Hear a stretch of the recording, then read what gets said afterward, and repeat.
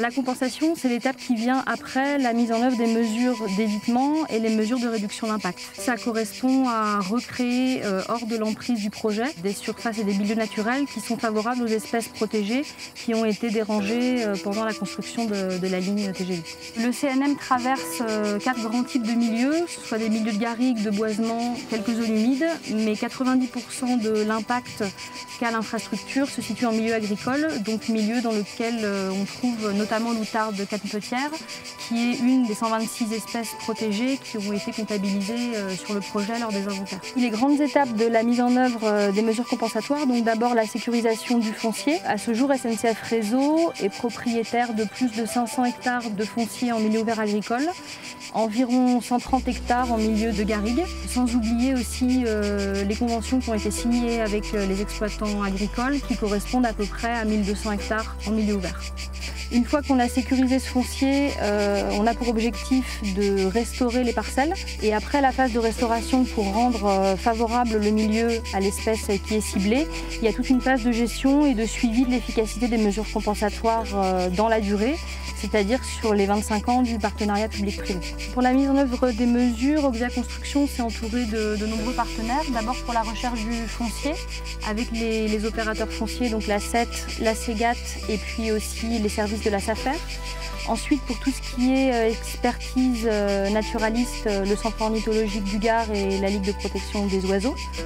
Pour toutes les expertises plutôt agricoles, les chambres d'agriculture du Gard et de l'Hérault.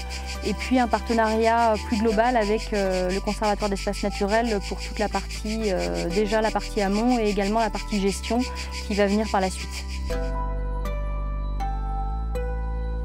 Pour ce qui est de la mise en œuvre des mesures compensatoires, donc qui commence maintenant après la sécurisation foncière, les premières années où on va réaliser tout ce qui est restauration des terrains, donc là c'est plutôt un travail de génie écologique pour recréer des biotopes favorables à l'outarde canepetière dans ce cas-là. Le rôle du Conservatoire d'espaces naturels est d'être gestionnaire principal des terrains, donc ça consiste d'abord à définir la gestion sur le long terme, soit via la rédaction de plans de gestion de tout ce qui est terrain acquis, sécurisé, mais aussi la rédaction de cahiers des charges pour tout ce qui est mesures agricoles qui sont ensuite confiées à des exploitants. Et le rôle du conservatoire, du coup, va être d'accompagner ces agriculteurs, de les suivre, de faire tout ce qui est expertise naturaliste, donc tout ce qui est suivi faune et flore, et aussi tout ce qui est contrôle et suivi administratif des contrats avec les agriculteurs. En Costière, en fait, comme dans beaucoup d'autres territoires, l'agriculture est vraiment facteur de biodiversité. La présence de l'outarde, de canepetière et de l'Oedicneum criard, pour ne citer que, sont très étroitement liées aux pratiques agricoles elles-mêmes. C'est pour ça que les mesures compensatoires liées au CNM ont été confiées aux agriculteurs. Donc ils mettent en place des mesures spécifiques dans le cadre de contrats agri-environnement signés avec Auxia. La durée de départ est de 5 ans, ils sont reconductibles. Ce dispositif-là constitue une véritable opportunité pour des agriculteurs qui sont souvent à la recherche de foncier. Le fait que ce soit des agriculteurs qui mettent en œuvre ces mesures compensatoires garantit la pérennité dans le temps de ce dispositif. Dans ce dossier CNM, on a eu à cœur de mettre en place un planning précis d'atteinte des objectifs avec Auxia, qui s'est traduit dans les arrêtés réglementaires. La mise en place, du coup, globalement respecte bien ces objectifs et ce timing précis, alors que les objectifs étaient eux-mêmes très ambitieux, puisqu'on a, à ce jour, 18 mois après les arrêtés réglementaires, pratiquement 1800 hectares de mesures compensatoires sur la Costière nîmoise.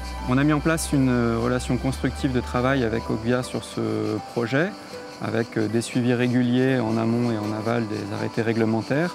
Globalement, on est satisfait de l'avancement de la mise en œuvre des mesures compensatoires, ce qui valide finalement le temps important qu'on a consacré au suivi de ce dossier au sein des services de l'État.